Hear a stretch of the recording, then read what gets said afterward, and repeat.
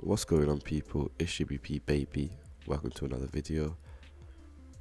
It's currently 3:13 p.m. on Sunday the 25th of June, and my hay fever is really annoying me. But we're gonna get straight into the charts. This week, I had a good week this week. This was actually the first week I started every day, every piece of analysis looking at dollars specifically. So I do wonder if that's why we had such a good week. And when I say good week, I mean good week as in predictable week as to where price was drawing to. So I'm going to keep that as a good habit. But as you can see, Monday we moved slightly higher, came down, touched the Sunday opening on Tuesday, and then took out some buy side liquidity here whilst trading into this breaker and into this fair value gap. We then consolidated through into Wednesday, broke down lower as anticipated, and then we made the low on Thursday. It was this reversal on Thursday, however, that did this reversal was probably what got me most off guard. That's purely because after we made this Tuesday high, I was thinking that was the high of the week, so I was expecting us to move lower. But as you can see, we swept this sell side liquidity rest in here, sell side, and then it dipped down, took out that sell side, and then pushed aggressively higher, found support on this bearish order block, turning it into a bullish order block. So there was a reversal. Wow, not a reversal, but it turns, like I said, I like to call this an inverted order block. You can see how it respects the 50% level of that as well. This is the hourly chart, by the way. But you can see how the rules pretty much still apply. 101.9229, so 299. So I'm going to put that there. So you can see how we touched that, and then we break higher, and then Friday we traded up, came down, then consolidated into the end. So as I said, it was a nice week. If we go to the 4 hour, you can see it a lot more simple. It looks a lot more simple in terms of what happened. Traded higher, came down, took out sell side, and then aggressively traded through the buy side liquidity rested here. So now I'd expect us to hunt for some kind of short term sell side liquidity. If we go up to the daily, I'm going to get rid of these drawings now. You can see that we've pushed past this sell side buy side liquidity, rested here aggressively too, and we also ended up trading through this imbalance, which I had my eyes on, although we closed below it, which is interesting. And then in terms of premium arrays, we have this bearish order block here, and wow, this as well is seems to be acting as resistance to an extent. So whether we're reaching for buy side PD arrays, it really depends on Monday's trading. I did recently watch ICT's market review. Obviously he's saying a similar thing, which is where I'm getting a lot of my inspiration from. But understandably, if we look at this fair value gap on the weekly that's been created, so you can see how this is now a bearish order block. This up candle is now a bearish order block because we closed below it and then we came back to it and we've created a fair value gap. So I expect this fair value gap to be left open if we are to continue lower.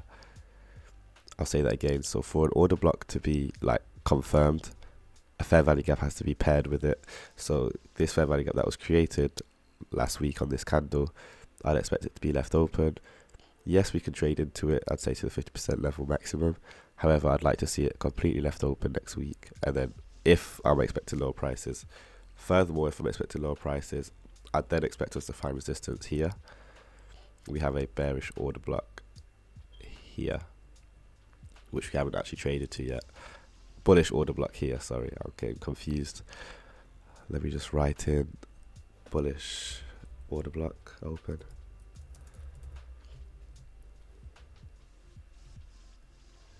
And we'll make that black. So regardless, I'm expecting some kind of consolidation between this low and this. The alternative to that would be that we find support somewhere within this candle and then push aggressively through this. In that case, I'd then expect these highs to get ran and us to start working into this buy side liquidity up here. But until Monday, I don't think we're really going to know. Again, that is just as ICT said anyway. So like, that's not me, yeah, that is what it is. Um, but realistically, overall, I would like to see us respect this fair value gap. This is that weekly fair value gap.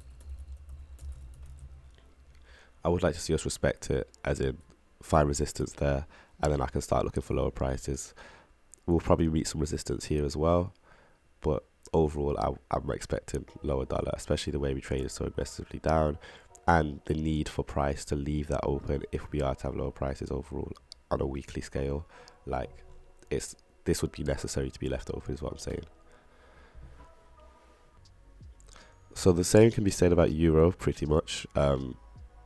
Just obviously on the inverse, euro, we traded into this fair value gap and closed it, which is nice to see. We closed within it, filled it, and then we also created a fair value gap here right at this order block. So I'm going to mark out this. This is this is on the weekly, by the way. And basically it's just the same thing really. I want to see this left open if we are to be trading higher. We got some highs here, and we also have this massive imbalance resting up here for targets. One thing I did notice is if you look at the open of this candle and the close of this candle, there is a gap there. So I'm going to mark out that difference, which actually lines up with the center of this fair value gap. And basically what I'm saying is that if we are to trade higher, I wouldn't be surprised if price traded down, found support here, and then started to push higher into these highs here. So into this buy side liquidity. But again, Monday makes things clear. I don't trade Mondays, and if you've been watching me for a while now, you'll notice the same thing. Usually I'll have my review out on Sunday, and then Monday we will issue things that become a lot more clear anyway. So yeah, that's pretty much the same for euro. We came down, took out this short-term south side liquidity here. Again, there's possibility for us to trade down lower, touch into this area here, which is that weekly fair value gap, and then I'd like to see us push higher. If we are to push higher as well, once it gets to around this, once it trades back above here, I'd expect it to aggressively trade into the buy side liquidity. Like I would not expect it to be, tiptoeing its way up. I'd expect it to have quite a low resistance liquidity run into the highs. I'm also marking out this level as buy side liquidity because we have relatively equal highs here and here, so that's quite attractive. But yeah, the way we close as well on Friday is also hinted to me that it's likely. I think it's likely that we are going to get higher euro on a weekly basis anyway. And I say that purely because of the fact that if we look at the previous week's candle, you can see we traded to the 50% level and then we traded away from it. So it seems to me like price doesn't necessarily want to trade below that. Again, like I said, it can reach down there, but the fact we're finding resistance, the only way it would not trade higher is if, again, we trade through this fair value gap. It finds resistance at the 5 level, so it'll come through it, touch it, and then would move lower. But again, my overall bias is bullish for euro, USD, and bearish on dollar. We are going to quickly look at the week of euro because, again, this week of trading has probably been one of my strongest in terms of understanding price action, and it's true until Thursday pretty much. But I'm going to quickly draw out my daily dividers so we can have a better look. So here's the weekly. This is the hourly chart with the daily dividers. You can see we traded lower, came up, tapped into this buy side liquidity, and then traded. So you can see this range that was created on Monday basically, which is quite interesting. We had a range created, as in we had a high made here. I'll make that a little bit thicker. And we had a low created here. And you can see how on Tuesday, price took out the high off that range and then ran for the low of that range. Consolidated. And then we had a break in market structure here. On Wednesday, found support at this order block here. And then we pushed higher from then on. We aggressively traded through this. Again, another break in market structure, taking on relative equal highs. Found support on top of. Let me see, was this made before or after? right? So this fair value gap already existed. That's important to remember.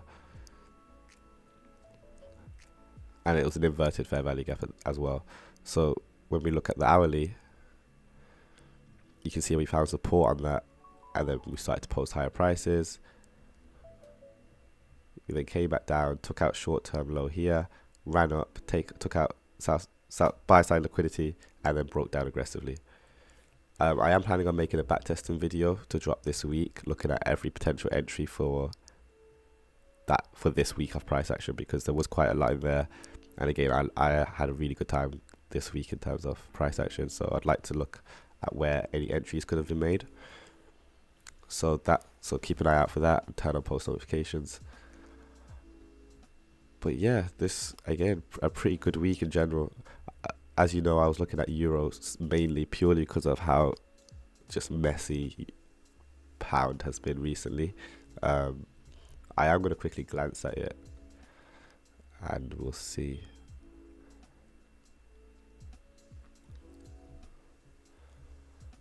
So pound never even traded higher last week, which is interesting, whereas euro did. As in, euro's got this wick higher, whereas pound is showing again none of that kind of strength, purely because of how much it's moved already. DXY, obviously we saw DXY wick lower, so DXY and euro are the ones in like holding hands right now, which is typical of price action. I don't want to say too much of pound because I haven't really looked at it. However, I might have a better look at it tomorrow after Monday's trading, because since I was in the charts with pound this week, I'm not going to speak too much on it. So yeah, I'm going to stay away from that for now. But Monday, I'll be back on pound. I'll have a look. However, my bias right now is definitely euro, purely because she's behaving. She's doing exactly what DXY's doing in terms of on the opposite side, pretty much. So it's a lot more probable to get better trades on in euro. That's been everything, guys. Thank you for watching. Again, I'm going to make a backtesting video showing every potential entry for this week's price action. That'll be quite interesting. And I'll see you tomorrow after Monday's trading. Peace.